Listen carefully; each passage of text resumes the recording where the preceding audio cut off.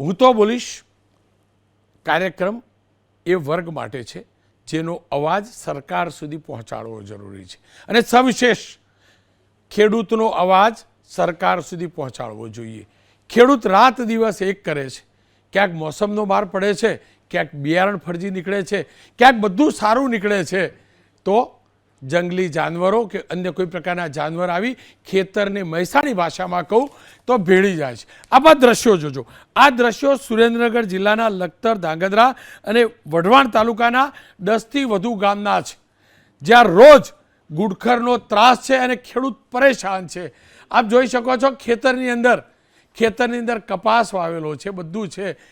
કપાસ મોટો થાય છે, ખેડૂત હરખાય, પણ સવારે ખેતરમાં જાય તો ખેતરની અંદર એ કપાસ ભેળાઈ ચૂક્યો હોય છે, ખેતરની અંદર પાક ભેળાઈ ચૂક્યો હોય છે.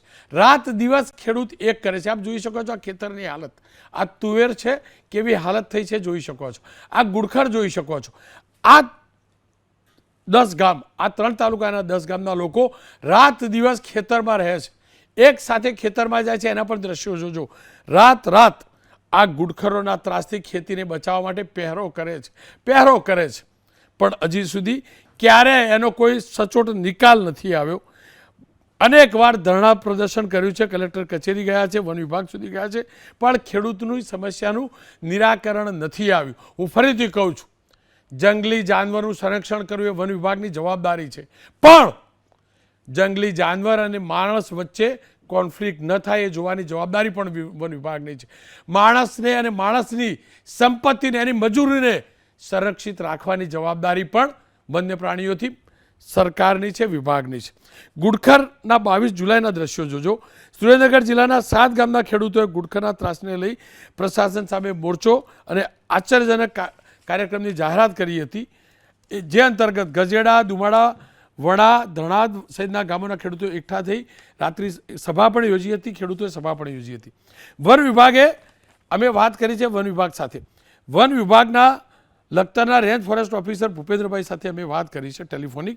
એમનું કહેવું છે કે ખેડૂતોની માગ છે ગુડખરને પકડી અભયારણ્યમાં મૂકવામાં આવે, પણ એમને સ્પષ્ટ કહ્યું છે કે 2 વર્ષ પહેલાં આવો પ્રયાસ કરાયો હતો. ગુડખરને અભયારણ્યમાં છોડી દેવા, પણ 48 કલાકમાં ગુડખર પાછા ફરે છે. ગુડખરનો ત્રાસ અટકાવવો હોય તો ખેતરોમાં ફેન્સિંગ લગાડવાની તેઓ અપીલ કરે છે. ફેન્સિંગ પર સરકાર 50% સબસિડી આપે છે. જો કે 7 થી 8 ફૂટની ફેન્સિંગ લગાવવામાં આવે તો ગુડખર પાકથી બચાવી શકાય છે. RFOએ એમ પણ કહ્યું છે કે વર્ષો પહેલાં જંગલી વરુની સંખ્યા, જંગલી નાર એટલે કે વરુની સંખ્યા હતી, પણ જે ગુડખરનો શિકાર કરતા હતા, પણ હવે એ નિયંત્રિત રહી છે, લુપ્ત થતી જાય છે. એના જ કારણે ગુડખર ત્યાં કરે છે. માત્ર ગુડખર નહીં, પણ અમરેલી જિલ્લામાં નીલગાય, ભૂંડ, સુવર, ડુક્કર, આ તમામનો એટલો ત્રાસ છે. આ તમામનો ત્રાસ છે. દીપડા અને સિંહ તો ખરા જ, પણ જે પ્રકારે ઊભો પાક, સિંહ તો હજુ પણ એક એ પ્રકારનું પ્રાણી છે જે માનવની સમસ્યાને સમજે છે, બિનજરૂરી હેરાન નથી કરતો, પાકને નુકસાન નથી પહોંચાડતો. પણ આપ જોઈ શકો છો રોજડા, વેરાવળની અંદર પણ આ જ પ્રકારે, ગીર સોમનાથની અંદર આ જ પ્રકારનો ત્રાસ છે. ત્યાં ભૂંડ અને નીલગાયથી લોકો પરેશાન છે. વેરાવળ તાલુકાના ખંડેરી, અનીડા, ભેટાડી સહિતના ગામોના ખેડૂતો લાચાર છે. છોટાઉદેપુરમાં પણ આ જ પ્રકારની સ્થિતિ છે. આદિવાસી બહુલ આ જિલ્લો છે અને ખેતી જ મુખ્ય આવકનો સોર્સ છે, પણ અહીંયા રૂંઢવાડ, ખુંટલિયા સહિતના ગામોમાં જંગલી ભૂંડ ખેત પાકોને નુકસાન કરે છે. રાત રખેપું મારા ખેડૂતો કરે છે. ફેન્સિંગની યોજના ચોક્કસ છે, પણ આ તમામની વચ્ચે જે પ્રકારની સ્થિતિ છે એ તમે બાકીના ગ્રાફિક્સ પણ જોશો, કેવા વિસ્તારમાં સમસ્યા છે, પણ એ વાતને સરકાર સુધી પહોંચાડવી જરૂરી છે. અમરીશભાઈ ડેર બીજેપીના નેતા છે, ખેડૂત આગેવાન પણ છે. પૂંજાભાઈ વંશ કોંગ્રેસના નેતા છે, અને ભરતભાઈ પટેલ ખેડૂત છે ધણાદ ગામના. ખાસ એમનું દર્દ રજૂ કરવામાં આવ્યા છે. ભરતભાઈ, બધા ખેડૂતો વતી જે સમસ્યા છે તમે વિસ્તારથી રજૂ કરી લો. એમાં એવું છે રોનકભાઈ, તમારી ચેનલનો અમે આભાર માનું છું. ખેડૂતનો તમે મુદ્દો ઉઠાવ્યો. અમારે 2-3 વર્ષથી ઘુડખર 400 થી 500 ઘુડખર અમારા હજારો હેક્ટર જમીનમાં આડાઅવડા 10ના ટોરા 20ના ટોરા પછડાયેલા છે, અલગ અલગ જમીનમાં પછડાયેલા છે. અને એ એટલું બધું ખેડૂતને નુકસાન કરે છે કે રાત્રે ઉજાગરા દિવસે કામ, તો ખેડૂતને અત્યારે કફોડી દશા બની છે. તો એમાં એવું છે કે અમે 19/7 એક ઉપવાસ આંદોલન કર્યું હતું રોનકભાઈ, અને પછી અમે 24/7 દુધરેજથી કલેક્ટર કચેરી સુધી રેલી કરી હતી. અને અત્યારે કચ્છનું નાનું રણ જ્યાં ઘૂડખર માટે જગ્યા 4000 કિલોમીટર જગ્યા ફાળવવામાં આવી છે, અને અંદાજિત રોનકભાઈ એક ઘૂડખરમાં 174 રૂપિયા ખર્ચો આપે છે. ઘૂડખર અમારું ખાય છે, તો ઘૂડખરનું કોણ ખાય છે? આરએફઓ ખાય છે, ડીઓફઓ ખાય છે. તો આ આરએફઓ સાહેબ, ડીઓફઓ સાહેબની અમે વાત કરી, તો અમારું બાજુનું ગામ ગુજરવદી છે સાહેબ, અહીંયાથી અમારા ઘૂડખર અહીંયા 300-400 ઘૂડખર હતા, એ લઈ જઈ અને મૂવ કરી દેવામાં આવ્યા પાટડી જગ્યાએ કચ્છના નાના રણમાં.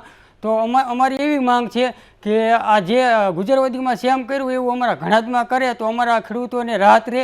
અને અત્યારે એવું છે કે જો પાક વીમા નથી મળતા ખેડૂતોને, અને પછી એવું છે કે અત્યારે હવે પાક ધિરાણ ભરવાનો ટાઈમ થઈ ગયો છે. તો હવે ખેડૂતો પણ એક કફોડી દશા થઈ છે રોનકભાઈ, કે હવે આવડું અમારે ચોમાસું મળતો હવે નહીં કરી શકવી. તો હવે અમારે આગળ રવિ પાક આવે, તો અત્યારે 15 દિવસ મહિનામાં ઘૂડખરને લઈ જાય તો અમે રવિ પાકમાં અમે ઊભા થઈ શકવી, પાક ધિરાણ ભરી શકવી. અમારી બેન દીકરીઓના લગ્ન આવી રહ્યા છે, તો અમારી પાસે પૈસા નથી, અને લગ્ન કરવા માટે અત્યારે અમારી પાસે પૈસા નથી, પાક ધિરાણ ભરવા માટે પૈસા નથી. તો હવે અમારે તો ખેડૂતને હવે આત્મહત્યા કરવાનો વારો આવે એવું છે. તો ઘૂડખર અમારે એવું છે કે લખતર તાલુકો, વઢવાણ તાલુકો, ધાંગધ્રા તાલુકો, અને અમારા ઘણાદમાં તો અતિશય ત્રાસ માજા મૂકી દીધી છે, અને ખેડૂતોને રોજે રોજ નુકસાન, લાખો રૂપિયાના નુકસાન થાય છે. તો સરકારને, અને સરકાર તો ધ્યાન દે જ છે, સરકાર ગ્રાન્ટ પણ આપે છે, પણ આ જે આરએફઓ, ડીઓફઓ એ બધાને કોઈને એમની મજામાં જીવે છે, એમને મસ્ત મજાના લાખો રૂપિયા પગાર આપે છે. અને અમારે તો અત્યારે એવી કફોરી દશા છે કે હવે એને આ કંઈ થાય નહીં તો અમારે આત્મહત્યા કરવાનો વારો આવે એવું છે. એવું ન હોઈ શકે. ખેડૂત ક્યારેય માયુસ ન થવું જોઈએ.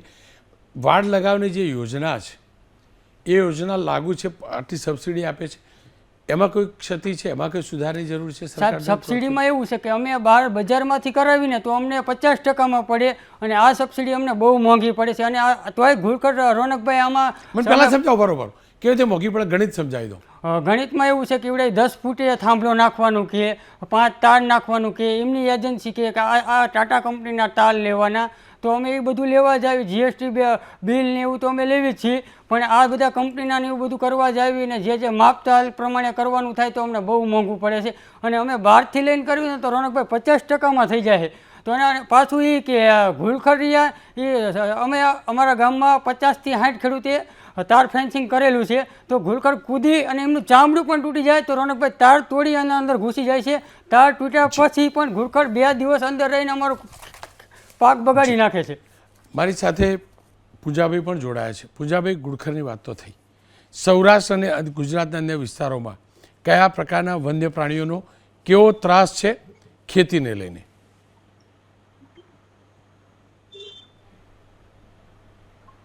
રોનકભાઈ, જેમ સુરેન્દ્રનગરના ખેડૂતે જે હમણાં પોતાની જે વ્યથા વ્યક્ત કરી છે એ જ વ્યથા સમગ્ર ગુજરાતમાં છે.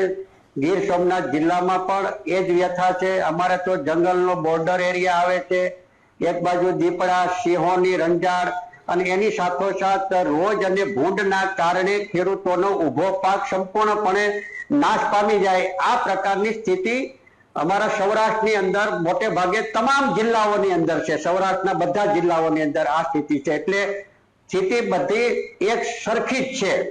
પરંતુ રાજ્ય સરકાર દ્વારા જે યોજના જે ચાલે છે તાર ફેન્સિંગ માટેની, આ યોજના રોનકભાઈ 2005માં શરૂ કરવામાં આવી ત્યારે જમીનની મર્યાદા 10 હેક્ટર હતી અને મીટરે 150 રૂપિયા સબસિડી આપવા માટેની વાત જાહેરાત એ વખતે કરેલી.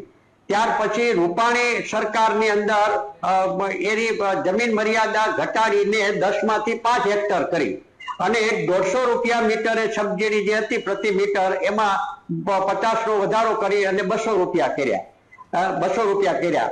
હવે ત્યાર પછી પણ એ વખતે પ્રથમ વખતે જયારે જાહેરાત રૂપાણી સરકારે કરી ત્યારે 350 કરોડ રૂપિયા બજેટમાં જોગવાઈ કરવામાં આવેલી, અને ત્યારબાદ પાછી હાલની સરકારે એમાં ફેરફાર કરીને જમીનની મર્યાદા ઘટાડીને 2 હેક્ટર કરી છે અને પ્રતિ મીટર 200 રૂપિયા કરી છે.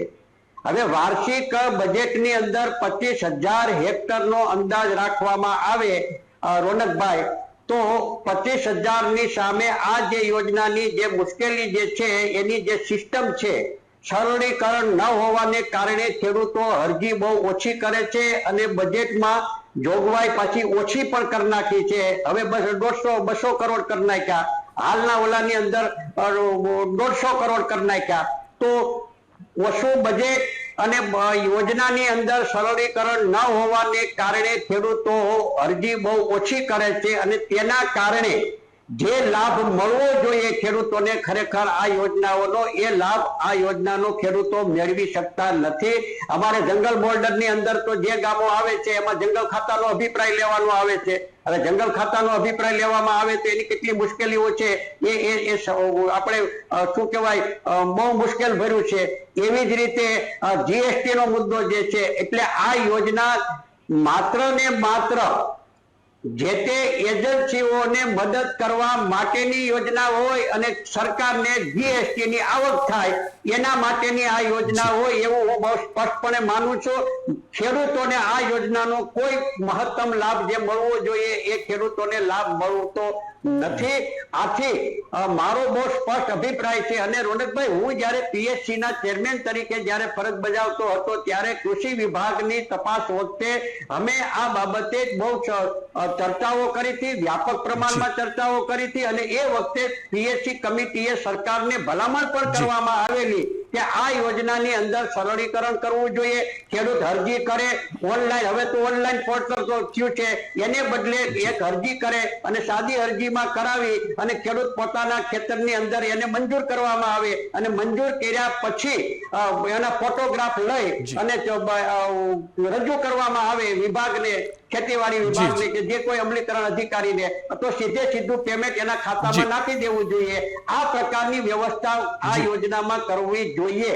પરંતુ રોનકભાઈ, જે સબસિડી આપવામાં આવે છે એ પણ અપૂરતી છે.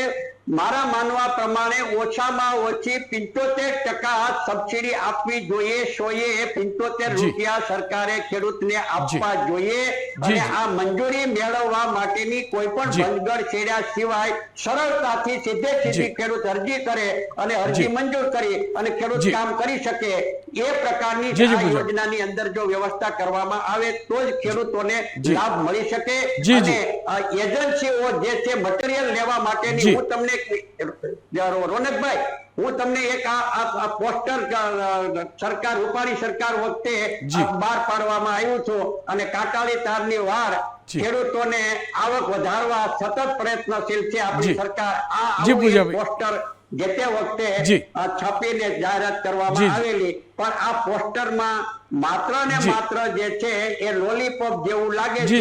ખેડૂતોને કોઈ ફાયદો આ યોજનાથી થતો નથી હાલના. બિલકુલ પૂજાભાઈ, આપ જોડાયેલા રહેજો. અમરીશભાઈ, પૂજાભાઈ તો 75% કહ્યા, 75% શું કરવા? એ ગુડખર મારા ખેડૂતો તો પેદા કર્યા નથી, મારા ખેડૂતની નિષ્કાળજી તો છે નહીં. સરકાર નથી ગુડખરને સાચવી શકતી. ખેતીવાળા વિસ્તારમાં ગુડખર આવી જાય છે. સરકારની જવાબદારી છે. કમ્પાઉન્ડ વોલ કરે, તારની વાડ કરે, એજન્સીથી કરે, અંતરિક્ષથી કરે, સરકાર જાણે ને. મારો ખેડૂત મર્યાદા એમાં પછી 2 એકર 2.5 એકર આવું તો ના હોય ને સાહેબ. સરકારની જવાબદારી. ખેડૂતનો શું વાંક? આ ખેડૂતનો શું વાંક કે એને એરંડા માટે કે કપાસ વાયા તો આખી રાત ખેતરમાં ઊભા રહેવાનું?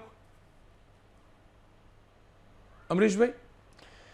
રોનકભાઈ, સૌપ્રથમ હું એટલું ચોક્કસ પ્રમાણે કહીશ કે જે પ્રમાણેની વાત ભાઈ ખેડૂત આગેવાન ભરતભાઈએ કરી અને કોંગ્રેસ પક્ષના ખૂબ સિનિયર આગેવાન આદરણીય પુંજાભાઈ વંશ સાહેબે પણ કરી.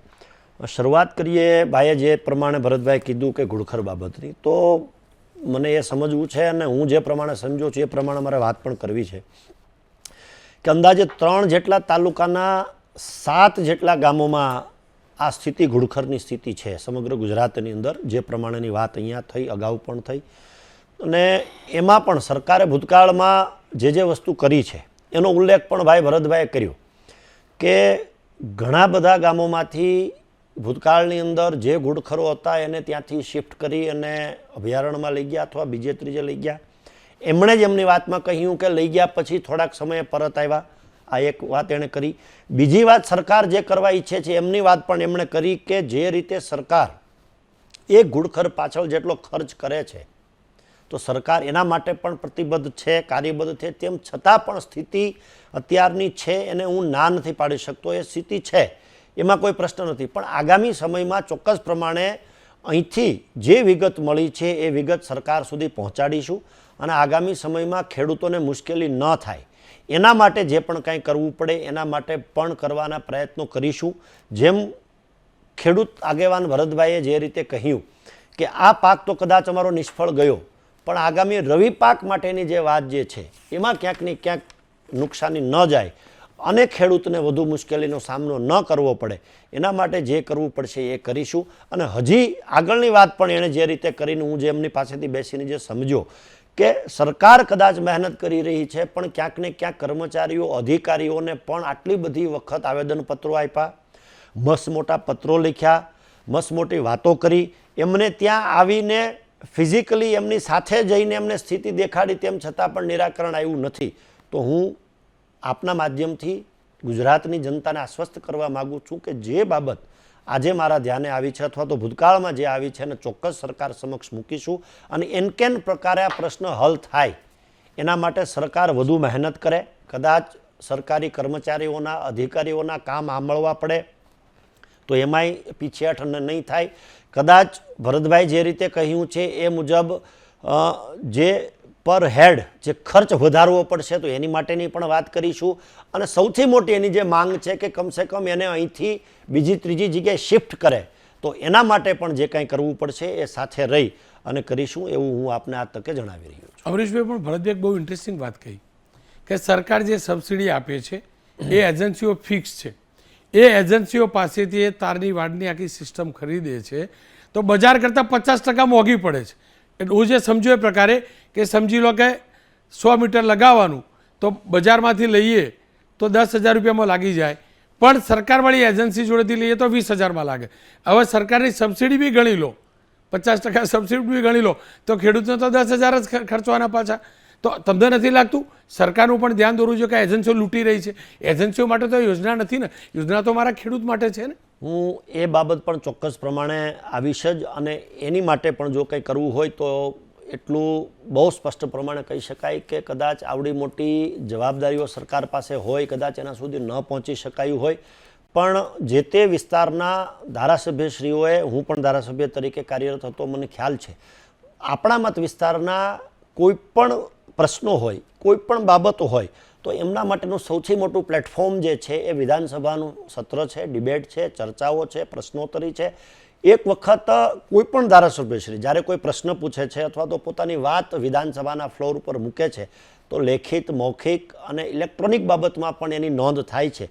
તો મને એવું લાગે છે કે આગામી સમયમાં આવા જે કોઈ પ્રશ્નો છે, વિધાનસભાનું સત્ર નજીકમાં આવી રહ્યું છે તો જે તે વિસ્તારના ધારાસભ્યશ્રીઓ આ પ્રશ્ન પૂછે અને હું પણ મારી જવાબદારીમાંથી છટકવા નથી માંગતો. મારા ધ્યાને પણ જે પ્રશ્ન આવ્યા છે એ ચોક્કસ સરકારનું ધ્યાન દોરવા માટે યોગ્ય પ્લેટફોર્મ ઉપર યોગ્ય વ્યક્તિઓ દ્વારા રજૂ થાય એના માટે પ્રયત્ન કરશું, જેથી કરીને સમગ્ર ગુજરાતની અંદર આવા કોઈ પ્રશ્ન હોય તો એનું નિરાકરણ આવે. આદરણીય પુંજાભાઈ વંશ સાહેબે પણ જે વાત કરી છે એ બાબતમાં પણ ઘણી બધી બાબતે બધા જ લોકો સહમત હશે કે આટલી બાબતો છે, આટલું આમ થયું છે. તો એ બાબતમાં પણ સિનિયર આગેવાનોની સાથે ચર્ચા કરી અધિકારીઓ પદાધિકારીઓનું સાથે સંકલન કરીને થાય તો મને એવું લાગે છે ઘણું બધું સારું થશે. અને આવનારા સમયમાં બાબત પણ એ જ છે, સત્તા પક્ષ હોય કે વિપક્ષ હોય, પણ જનતા જનાર્દનના કોઈ પ્રશ્નો હોય તો એ પ્રશ્નોને વાચા મળે અને યોગ્ય નિરાકરણ તરફ સરકાર આગળ વધે એ બાબતના ચોક્કસ પ્રમાણેના પ્રયત્નો મારા તરફથી કરવામાં આવશે એવી હું આપની સમક્ષ અહીંયા બાહેધરી આપું. અમરીશ, મારો પણ પ્રયાસ એ જ છે, એટલે જ તમારા જેવા લોકોનો સંપર્ક કરી એમની પક્ષ વતી, સરકાર વતી પક્ષ મૂકવાનો હું પ્રયાસ કરું, જેના કારણે સરકાર સુધી વાત પહોંચે. ટીકા કરવા માટે આ કાર્યક્રમ નથી, ધ્યાન દોરવા માટે આ કાર્યક્રમ છે. ભરતભાઈ, અમારી પાસે શું અપેક્ષા? સાહેબ, અમારે મહિના દીવમાં ખર્ચનો નિકાલ આવી જાય તો ખેડૂતોને બહુ રાહત મોટી મળી જાય. કારણ કે એમને પાક વીમો નહીં મળે ને સાહેબ તો એ હાલશે. કારણ કે આ ખેડૂતને લાખો રૂપિયાનું જે 3-4 લાખ રૂપિયાની આવક લેવાની હોય એની જગ્યાએ 2-3-4500-4000 રૂપિયા મળે અને ખેડૂતોને એમાં મન બનાવી લેવું પડે તો એમના ઘર ચલાવવા બહુ મુશ્કેલ છે. અત્યારે છોકરા ભણાવવાની ફી મોટી સાહેબ દેવી પડે છે. તો અત્યારે અમારા છોકરા નથી ભણાવતા, અમે રાતે અમે ખેતર ટોવા મોકલવી છીએ. વાંચવાના ટાઈમે એમ કહ્યું કે અમે ઘરે સૂવી તમે 12-1 વાગ્યા લગીને ટો છોકરો બહાર 1 વાગ્યા લગીને ટોવે પછી અમે જ આવી ખેતરે, તો અમારા છોકરાનો અભ્યાસ ન ખરાબ થાય. અને જો ખેડૂત અન્નદાતા છે તો અધિકારીઓને બધા અધિકારીઓ ધ્યાનમાં નથી લેતા. અધિકારીઓને તમારા લેવલથી ધ્યાન આપશો તો અધિકારીઓને થોડુંક પ્રેશર બનાવો કે ભાઈ ખેડૂતનો આવો મુદ્દો છે, અન્નદાતા છે, તો આ ચોક્કસ પ્રમાણે આ બધા અધિકારીઓ અને ખર્ચનો નિકાલ કરી દેશે રોનકભાઈ, એવી તમારી પાસે હું આશા રાખું છું. ભરતભાઈ, વધુ તો નહીં, પણ આ જ મુદ્દે હું સોમવાર અથવા મંગળવારે કૃષિ મંત્રીને પણ મળીશ, વન પર્યાવરણ મંત્રીને મળીશ અને વન વિભાગના જે પણ ઉચ્ચ અધિકારી છે એમને મળીશ. આપની વાત હું ચોક્કસથી પહોંચાડીશ, એને હું વિશ્વાસ આપું છું, અને જે પહોંચાડી છે એનો જવાબ પણ તમને આપીશું. ફરીથી કહીશ, આ કાર્યક્રમ સરકારની નીતિની ટીકા કરવા માટે નથી, જ્યાં સિસ્ટમમાં ખોટું થઈ રહ્યું છે એને ઉજાગર કરી સિસ્ટમ સુધરે તે માટેનો છે. અને સ્વાભાવિક રીતે જ ખેડૂતને લાગતું ઓળખતું હોય ત્યાં સુધી સિસ્ટમમાં 1% પણ છેદ ન હોવો જોઈએ, કારણ કે ખેડૂત જે અનાજ પકવે છે ને એ તમામ દાણા અનાજના હોય છે, એક કાકરો નથી હોતો, એમાં એક કાકરો નથી હોતો. બસ, તો ખેડૂતને જે આપીએ એ પૂરું આપવું જરૂરી છે, ખેડૂતનું દર્દ સમજવું જરૂરી